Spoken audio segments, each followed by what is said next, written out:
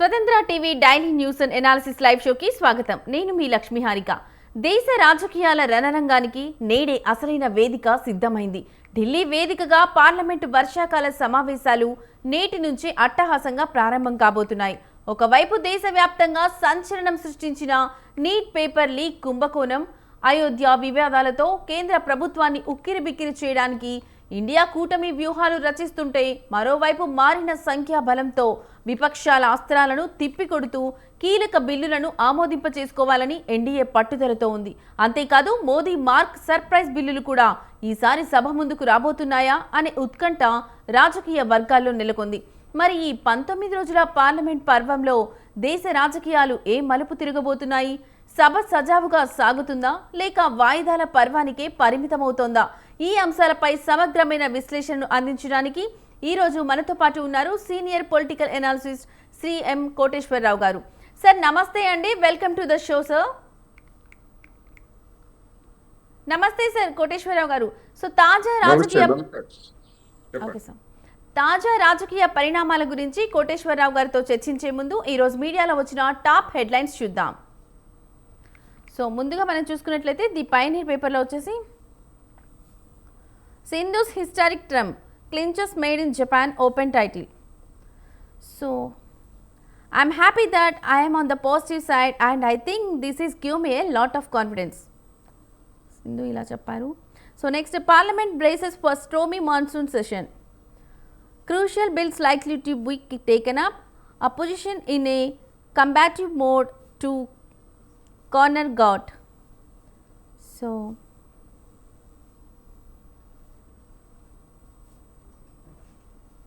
Next వచ్చేసి insult to Vande Mataram to be a criminal offence got to bring bill in Rajya Sabha. So the government intends to bring a bill in the Rajya Sabha to make any obstruction or insult to the national song Vande Mataram a criminal offence on Monday the first day of the monsoon session of parliament. So next వచ్చేసి Uttam pushes major financial overhaul of irrigation department. So officials told to prepare detailed financial plan in 10 days. So the irrigation department is preparing a comprehensive financial restructuring plan to make irrigation corporation financially self-reliant by strengthening their financial management and reducing borrowing costs. Okay.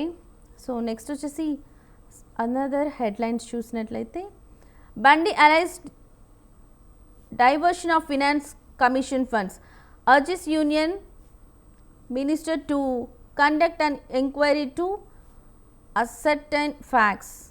So next వచ్చేసి one second, PM hails Indian terms stellar performance in biology, chemistry, Olympiads. Okay.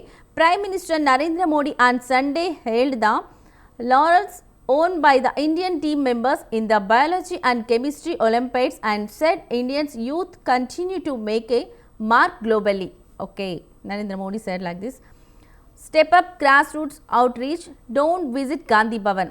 So CM directs leaders to be active on SIR process.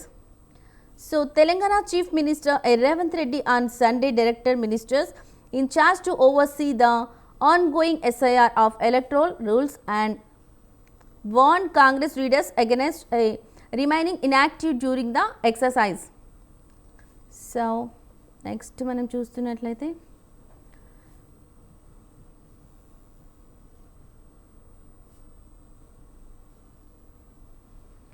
Okay, ఇవి మన the పైనీలో ఉన్నటువంటి main headlines. So next మనం నమస్తే తెలంగాణలో చూసుకున్నట్లయితే main headlines ఇందులో వచ్చేసి రైతుల పాలిట రాక్షస పాలన. సో సీఎం రేవంత్ రెడ్డి వల్లే కరువు వచ్చింది, అస్తమానం కేసీఆర్ని తిడితే నీళ్లు రావు, కాళేశ్వరం మోటార్లు ఆన్ చేస్తేనే నీళ్ళు వస్తాయి, నిపుణుల హెచ్చరికలు పట్టించుకొని సీఎం. సో కాంగ్రెస్ సర్కార్పై కదం తొక్కిన రైతులు సాగునీటి కోసం మహాపాదయాత్ర.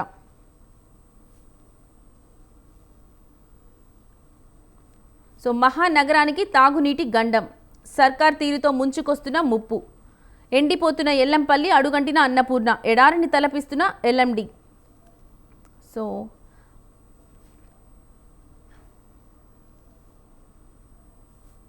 మహిళా రైతులపై నాన్ బెయిలబుల్ కేసులు, కాంగ్రెస్లో కుమ్ములాట. సో బహదూర్గూడ ఘటనలో సర్కార్ మరో దౌర్జన్యం, 7గురిపై పోలీస్ కేసు, బీఆర్ఎస్ నేత కార్తిక్ రెడ్డి పైన నమోదు. సో బంగాళాఖాతంలో అల్పపీడనం, పుంజుకొనున్న ఋతుపవనాలు.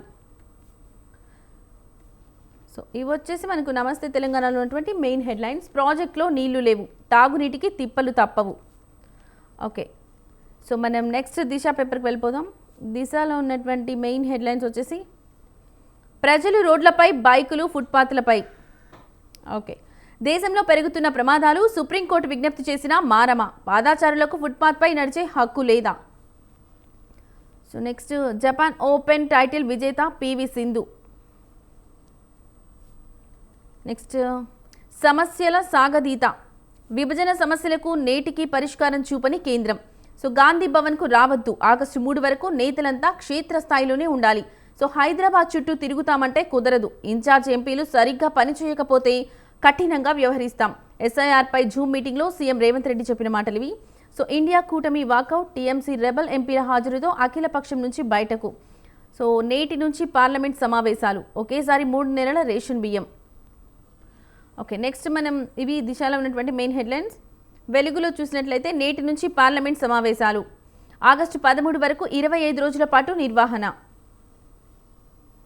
ఆదుకోని అల్పపీడనం, 3 రోజులు వర్షాలుంటాయన్న ఐఎండీ, కానీ నిరాశే. పెద్ద వానలు ఒక్కరోజు మురిపేమై, అది వరంగల్, ములుగు జిల్లాలోనే ద్రోణి ప్రభావం అంతా. సో నెక్స్ట్ చూసుకున్నట్లయితే ఎన్నికల ప్రచారంలో సర్, రాబోయే 10 రోజులు నేతలంతా నియోజకవర్గాల్లోనే ఉండాలి. సో నెక్స్ట్ మనం ఆంధ్రజ్యోతిలో చూసుకున్నట్లయితే లోకేష్ సార్ ఇటు చూడరు, రేకుల షెడ్లోనే అక్షర తపస్సు, కష్టాల కడలిలో గిరి విద్యార్థుల చదువులు. జయహో సింధు, సింధు ఖాతాలో జపాన్ ఓపెన్. సమరమే నేటి నుంచి పార్లమెంట్ వర్షాకాల సమావేశాలు, బతికుండగానే డెత్ సర్టిఫికేట్ సృష్టి, తమ్మినేని భూ కబ్జా, దొంగ పత్రాలతో భూమి స్వాహ. జాతీయ పోలీస్ అకాడమీలో లైంగిక వేధింపులు, ట్రైనీ ఐపీఎస్పై మరో ట్రైనీ మహిళా ఐపీఎస్ ఫిర్యాదు. సో ఇవి వచ్చేసి మనకు ఆంధ్రజ్యోతిలో ఉన్నటువంటి మెయిన్ హెడ్లైన్స్. నెక్స్ట్ సాక్షిలో చూసుకున్నట్లయితే లాస్ట్లో చివరిగా జగజ్జీత స్పెయిన్. ఓకే, ముడుపుల మతలబు, ఆయకట్టు తగ్గింపు, కాంట్రాక్టు వ్యయంపై రెట్టింపు. సో ఆయకట్టు తగ్గిన అంచనా వ్యయం రెట్టింపు కావడంపై ఇంజనీరింగ్ నిపుణుల విస్మయం. సో నేటి నుంచే పార్లమెంట్ వర్షాకాల సమరం, ఆగస్టు 13 వరకు మొత్తం 19 రోజుల పాటు సాగనున్న ఉభయ సభల సమావేశాలు. కేంద్రం అమ్ముల పొదిలో కీలక బిల్లులు, అంటే ఆదాయపు పన్ను సవరణ, సుప్రీంకోర్టు న్యాయమూర్తుల సంఖ్య పెంపు సహా 7 బిల్లులను సభ ముందుకు తేనున్న మోదీ ప్రభుత్వం. నీట్ అస్త్రంతో విపక్షాల దాడి, అంటే కోట్ల మంది విద్యార్థుల భవిష్యత్తుతో ముడిపడిన నీట్ పేపర్ లీకేజ్పై ఉభయ సభల్లోనూ కేంద్రాన్ని నిలదీసేందుకు ఏకమైన ఇండియా కూటమి. ఇక మారిన పార్లమెంట్ సమీకరణాలు, విపక్షాల నుంచి చేరికలతో పెరిగిన ఎన్డీఏ బలం, అఖిలపక్ష సమావేశం బహిష్కరణతో ప్రారంభంలోనే వేడెక్కిన రాజకీయం. సో కోటేశ్వరరావు గారు, మీరు ఒక్కసారి కోటేశ్వరరావు గారు సార్ నమస్తే సార్, మీరు చెప్పండి, ఈసారి విపక్షాల అఖిలపక్ష బహిష్కరణతోనే సమావేశాలు ప్రారంభమయ్యాయి. పైగా నీట్ లీకేజ్పై విపక్షాలు గట్టి పట్టుదలతో కూడా ఉన్నాయి. మరి ప్రభుత్వం ఈ వ్యతిరేకతను ఎలా తట్టుకోబోతోంది? ఇందులో మీ విశ్లేషణ ఏంటి సార్?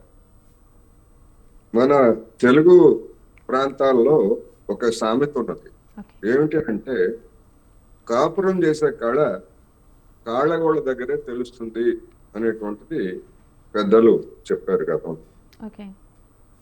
ఈ సమావేశాల్లో తన బిల్లుల్ని, అవి వివాదాస్పదమైన లేదా సానుకూలమైన ప్రతికూలమైన వాటన్నింటినీ నెగ్గించుకోవడానికి కేంద్ర ప్రభుత్వము సహజంగా ప్రయత్నించాలి ఎవరు కాదు. కానీ ప్రతిపక్షాలను రెచ్చగొట్టడం ద్వారా ఈ సమావేశాలకు కేంద్ర ప్రభుత్వం నాంది పలికిందనేది నిన్న జరిగినటువంటి పరిణామాలు మనకి స్పష్టంగా తెలియజేస్తున్నాయి. పార్లమెంట్ లో సభ్యత్వంతో నిమిత్తం లేకుండా ఎన్ని పార్టీలు ఉంటే అన్ని పార్టీలకు చెందినటువంటి వాళ్ళని అఖిలపక్ష సమావేశానికి పిలవడం తప్పేం కాదు, పిలవాలి, పిలిచి ఏకాభిప్రాయ సాధనకు చూసుకోవాలి. కానీ బహుశా పార్లమెంట్ చరిత్రలో మొట్టమొదటిసారిగా ఏ విధమైనటువంటి గుర్తింపు లేనటువంటి national citizens party of India పేరుతోటి తృణమూల్ కాంగ్రెస్ నుంచి బయటకు వచ్చినటువంటి వాళ్ళు పెట్టుకున్నటువంటి పార్టీని అఖిలపక్ష సమావేశానికి పిలవడం, ఏ నిబంధన వాళ్ళకి ప్రకారం చేశారు అనేటువంటి ప్రశ్నకి అధికార పక్షం నుంచి సమాధానం లేదు. ఓకే. వాళ్ళ సభ్యత్వాలకు సంబంధించి లోక్సభ స్పీకర్ దగ్గర అనర్హత లేదా అర్హతకు సంబంధించినటువంటి వివాదం ఇంకా పెండింగ్ లో ఉన్నది. ఓకే. ఆ పార్టీకి వాళ్ళు ఏర్పాటు చేసినట్టు చెప్పుకున్నటువంటి పార్టీకి ఇంతవరకు లోక్సభలో ప్రత్యేకమైనటువంటి స్పీకర్ గుర్తింపు కూడా ఇవ్వలేదు.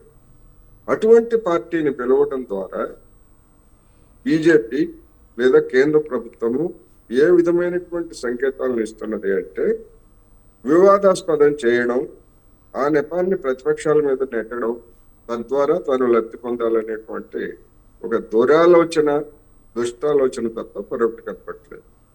అదే జరిగింది. దానికి అనుగుణంగానే చేశారు. అయితే ఇప్పుడు ప్రవేశపెడతారు అని చెప్తున్నటువంటి బిల్లుల్లో మళ్ళా డీలిమిటేషను, మహిళా రిజర్వేషన్ రెండూ కలిపి గతంలో మాదిరిగానే ఇప్పుడు కూడా ప్రవేశపెడతారా లేదా అనేటువంటిది ఒక ప్రశ్న. దానికి పోయినసారి అంటే నిబంధనావళి ప్రకారం సభకు హాజరైనటువంటి వాళ్ళలో 3/2 మెజారిటీ ఉంటేనే రాజ్యాంగ సవరణ బిల్లు ఆమోదం పొందుతుంది. ఏప్రిల్లో జరిగినటువంటి సమావేశాల్లో 528 మంది హాజరైతే అధికార పక్షానికి వచ్చినటువంటి ఓట్లు 298 మాత్రమే. అవసరమైనటువంటి మెజారిటీకి 54 తగ్గాయి. ఇప్పుడు టిఎంసి నుంచి ఫిరాయించినటువంటి 20 మంది, మరికొంతమంది ఎంతమందిని చూసుకున్నా గానీ ఆ 54 సంఖ్య ఉన్నదా అంటే ఆ సంఖ్య అయితే కనపట్లేదు. అయినప్పటికీ మేము ఏదో విధంగా మ్యాజిక్ చేసి ఈసారి నెగ్గిస్తామని బీజేపీ చెప్తా ఉంది.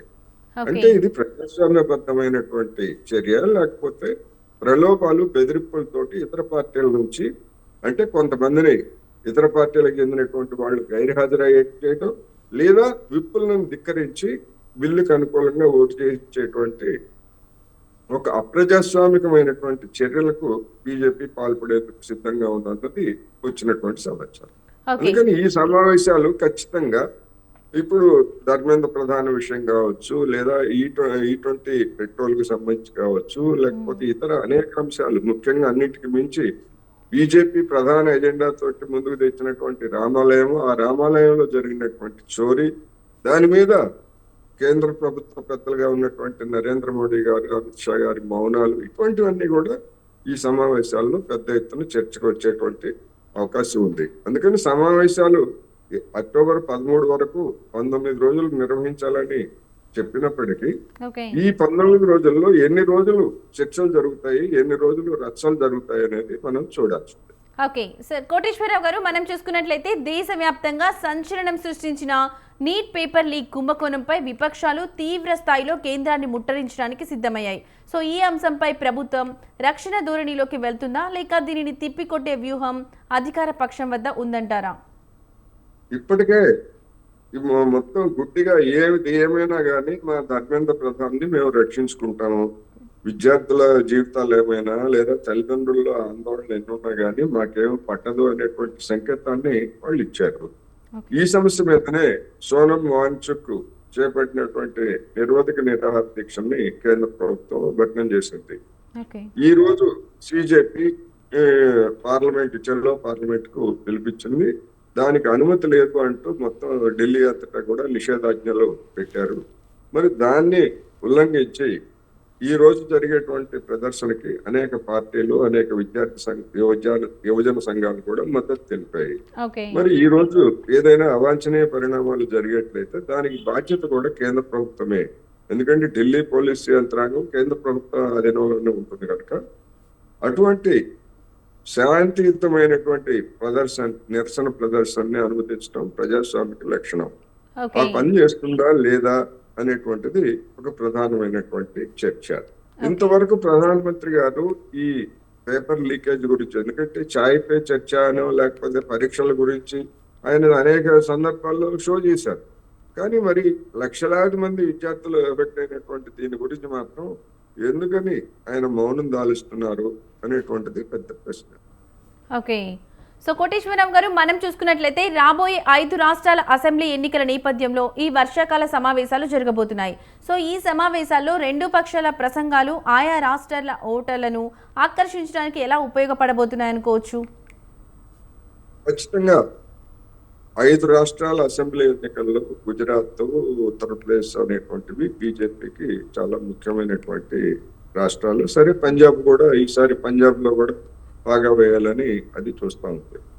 కానీ ఆదిలోనే హంసపాదు అన్నట్టుగా బీజేపీ తమ నల్లేరు మీద బండిలాగా తమ యాత్ర సాగుతుంది అనుకుంటున్నటువంటి సమయంలో రామాలయం చోరీ, రామాలయంలో హుండీ చోరీ, అదేవిధంగా కానుకల చోరీ అనేటువంటిది ఆ పార్టీకి పెద్ద ఎదురు దెబ్బగా ఇప్పుడు కనిపిస్తుంది. అయితే ఇక్కడ 2 అంశాలు మనకి కనిపిస్తున్నాయి. దాని గురించి కూడా నరేంద్ర మోడీ గారు మాట్లాడలేదు. ఎందుకు మాట్లాడలేదు అంటే, మోడీ గారు మాట్లాడితే ఇప్పటికే వేసినటువంటి దర్యాప్తును ప్రభావితం చేసే అవకాశం ఉంటుంది అని చెప్పేసి ఒక కుంటి సాగు చెప్తున్నారు. అంటే ఏంటి, దర్యాప్తును ప్రభావితం చేస్తుందంటే సమర్థవంతంగా చేయమనేటువంటి ఒత్తిడి పెరుగుతుందనా? మంచిదే అది, ఆ విధంగా పెరగటం. లేదు నీరుగార్చమనే ఉంటే చెప్తారా ప్రధానమంత్రి గారు? ఏం చెప్పరు కదా. అందుకని అది కుంటి వాదన. ఎందుకంటే చెప్పుకోవడానికి ఆయన దగ్గర మాటలు లేవు కనుక. పోనీ నరేంద్ర మోడీ గారు ఏ విధమైనటువంటి ప్రభావం రామాలయం గురించి ఏ విధమైనటువంటి ప్రభావం చూపలేదా? గతంలో ప్రభావితం చేయడానికి ప్రయత్నించలేదా? లోక్సభ ఎన్నికలకు ముందు ఆయన రామాలయంలో సాష్టాంగ ప్రమాణాలు చేస్తూ ఆ ఫోటోలన్నింటినీ కూడా ఎన్నికలకు ముందు మీడియాలో పెద్ద ఎత్తున ప్రచారం చేశారు. అంటే ఏమిటి, ఓటర్లను ప్రభావితం చేసేందుకు ఆ రోజు నరేంద్ర మోడీ గారు చేసినటువంటి యత్నం కాదా అది? అందుకని మౌనం అనేటువంటిది ఏ విధంగా సమర్థించుకోవడానికి, ఎందుకంటే ఆ రామాలయ ట్రస్ట్ ఏర్పాటు చేసింది కేంద్ర ప్రభుత్వం. ఆ ట్రస్ట్ లో ఉన్నటువంటి వాళ్ళు కేంద్ర ప్రభుత్వ ప్రతినిధులు లేదా బీజేపీ ఆర్ఎస్ఎస్ కి చెందినటువంటి వాళ్ళు. ఆ హుండీలు లెక్కించేటువంటి వాళ్ళు కావచ్చు, లేదా అక్కడ ఉన్నటువంటి వాళ్ళందరూ కూడా అదే గుంపుకు చెందినటువంటి వాళ్ళు. మరి అటువంటి వాళ్ళు ఆ విధంగా 1-2 సార్లు పదే పదే చోరీ చేస్తూ ఉంటే మరి ఎవరో బయట నుంచి విమర్శించి లేదా ఆరోపించేంత వరకు అక్కడ ఉన్నటువంటి పెద్దలు ఎందుకని మౌనంగా ఉన్నారు? ఇది పెద్ద ప్రశ్న. అయితే మరి కేంద్ర ప్రభుత్వ పెద్దలు మౌనం అనేటువంటిది మరొక ప్రశ్న. ఇవన్నీ రాబోయేటువంటి రోజుల్లో ఈ సమావేశాల్లో ఖచ్చితంగా వీటన్నిటిని కూడా ప్రతిపక్షాలు నిలదీస్తాయి.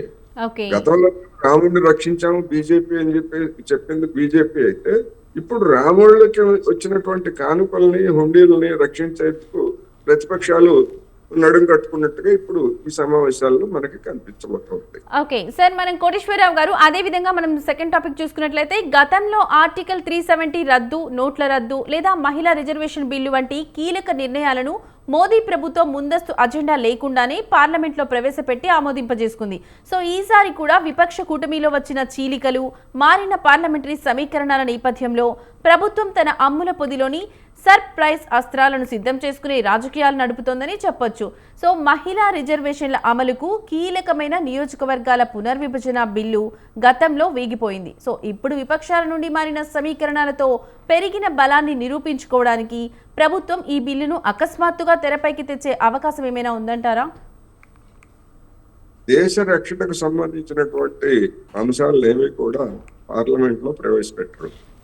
గతంలో ఉన్నటువంటి ప్రభుత్వాలు కానీ లేదా ఇప్పుడు ఉన్నటువంటి ప్రభుత్వం కానీ అలాంటి బిల్లులు అలాంటి అంశాలు ఏవి కూడా పార్లమెంట్ లో బహిరంగంగా చర్చించేది కాదు. కానీ ప్రభుత్వం ప్రతిపాదిస్తున్నటువంటి బిల్లులు డీలిమిటేషన్ కావచ్చు, మహిళలు కావచ్చు, లేదా ఇంకా ఇవన్నీ బహిరంగంగా చర్చించాల్సినవి. పార్లమెంట్ లో చట్టసభ హక్కులు ఉన్నటువంటి అధికారిక సభ్యులు, పార్లమెంట్ సభ్యులు చర్చించాలి. బయట కూడా పౌర సమాజం, మీడియా కావచ్చు, వ్యక్తులు కావచ్చు, ఎవరైనా చర్చించాలి.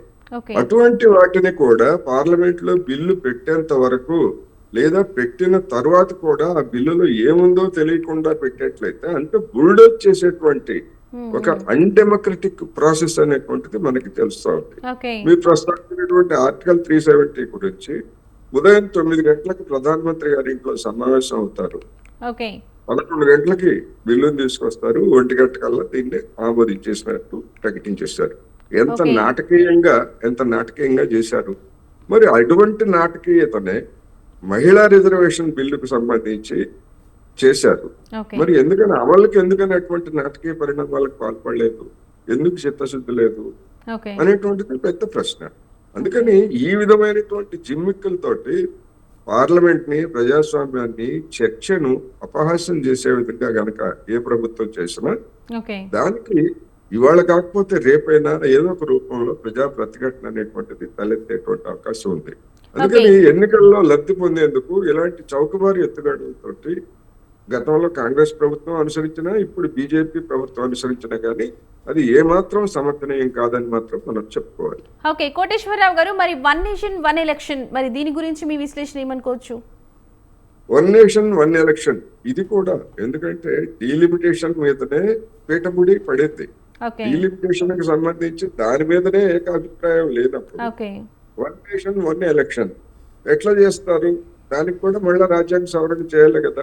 ఇప్పుడు మొన్న జరిగినటువంటి 5 రాష్ట్రాల ఎన్నికలు, లేదా వచ్చే ఏడాది జరిగేటువంటి 5 రాష్ట్రాల ఎన్నికలు, ఓకే. మరి 2029 నాటికి మరి ఈ రాష్ట్రాల్లో ఉన్నటువంటి అసెంబ్లీలన్నీ ఏం కావాలి? వీటి గడువు ఎక్కువ ఉంటది కదా. అవును సార్. బియాండ్ 2029 తర్వాత కూడా కొనసాగాలి కదా ఇవన్నీ. అవును మరి సార్. వీటన్నింటినీ రద్దు చేస్తారా? రద్దు చేస్తే ఏ విధమైనటువంటి ప్రాసెస్ చేస్తారు? ఓకే. ఇలా అనేకమైనటువంటి ప్రశ్నలు ఉన్నాయి. అందుకని వన్ నేషన్ వన్ ఎలక్షన్ అనేటువంటిది ఆకర్షణీయంగానే ఉన్నప్పటికీ ఓకే. దీని అమల్లోకి వచ్చేసరికి అనేకమైనటువంటి సమస్యలు తలెత్తే అవకాశం ఉంది. అందుకని ఈ విషయాలన్నింటినీ కూడా చర్చించడానికి లేదా ప్రతిపక్షాలతో చర్చించడానికి అఖిలపక్ష సమావేశాలు ప్రతి సమావేశం ముందు. కానీ ప్రభుత్వము రెచ్చగొట్టే విధంగా ఇటువంటి పనులు చేస్తే చర్చ ఎట్లా సాగుతుంది ఓకే. అనేది ప్రశ్న. ఓకే రైట్ కోటేశ్వరరావు గారు, చాలా చక్కటి విశ్లేషణ మాకు అందించినందుకు thank you sir. So parliament వర్షాకాల సమావేశాలు నేపథ్యంలో తెర వెనుక జరుగుతున్న రాజకీయ సమీకరణాలు, అధికార విపక్షాల వ్యూహ ప్రతివ్యూహాలు, రాబోయే బిల్లులపై ఎంతో అద్భుతమైన లోతైన విశ్లేషణను అందించినందుకు సీనియర్ పొలిటికల్ అనాలిసిస్ శ్రీ ఎం కోటేశ్వరరావు గారికి ధన్యవాదాలు. ఇది ఈనాటి స్వతంత్ర TV daily news and analysis live show. తాజా అప్డేట్స్ కోసం చూస్తూనే ఉండండి స్వతంత్ర టీవీ.